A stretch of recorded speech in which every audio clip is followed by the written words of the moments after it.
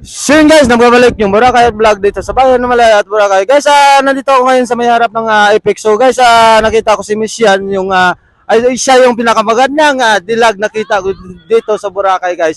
Miss Yan, kamusta ka? Okay naman. Masaya. Ang ganda mo ngayon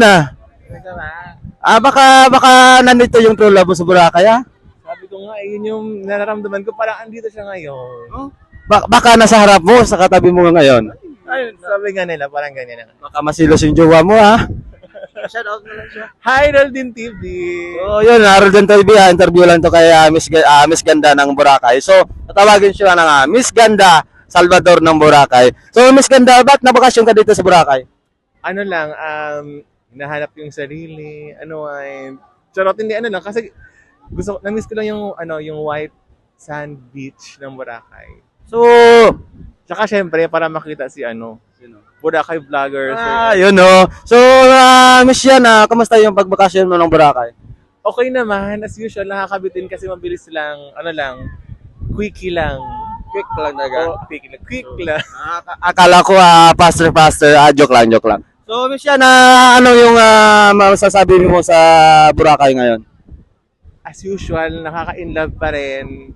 Tapos ang daming pogi, ang daming magaganda. And ayun nga, nakaka-ano ng mental health kasi relaxing. Malinis pa rin naman siya hanggang ngayon. So, yung pag-ikot mo ng Boracay, kamusta naman? Hindi pa kami masyado nakapag-ikot ngayon. Pero, kasi may mga ganap-ganap Pero, ayun, kulang nga sa time. So, kung may time ka, pwede mo naman ako kontakin dito next time. So, prepare na lang din tayo. So, kasi yung pagpunta mo ng Boracay, biglaan talaga. Di ba nagsabi ako nung nag-live kayo dalawa ni Rolden na magbakasyon kayo sa Boracay. So, hindi kayo nagsabi. So, nakalimutan mo siguro ako. Hindi naman. Yung importante, pinupuntahan, binabalikan. Ay, shoutout yan guys May hugot line si Miss Yan So, Miss Yan, kumusta naman yung pagtingin-tingin mo dito sa Boracay ngayon ng mga chupapi? Chupapi, joke lang guys yung mga apam. Okay naman, dahil pa rin, pero syempre doon ako sa Pinoy. So, yung Pinoy guys, alam yung Pinoy guys, kung makakain ng balot, pang nag-hardpack yung guys, joke lang. So, Miss Yan, nakaikot ka, ano yung pinuntahan mo dito sa Boracay?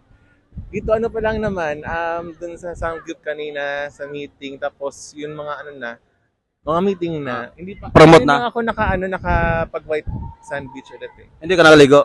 Hindi pa. Kagabi, dumating kami mga 11. So yun guys, sabi nga ni Miss Yan, hindi siya nakaligo ng Boracay. So ibig sabihin hindi niya feel ng bakasyon siya ng Boracay. So ano masabi mo sa panahon ng Boracay, Miss Yan? Ay ngayon, okay naman kasi andyan ka naman. Ayun ako, Harold din mga silos ka, bawal yun, walang forever, alam mo yan. So Miss Yan, ito lang last na sasabihin ko sa iyo. Ano sa palagay mo na ano yung pinakamagandang tourist spot dito sa Boracay na pupuntahan mo na ikaw lang talaga mag-isa?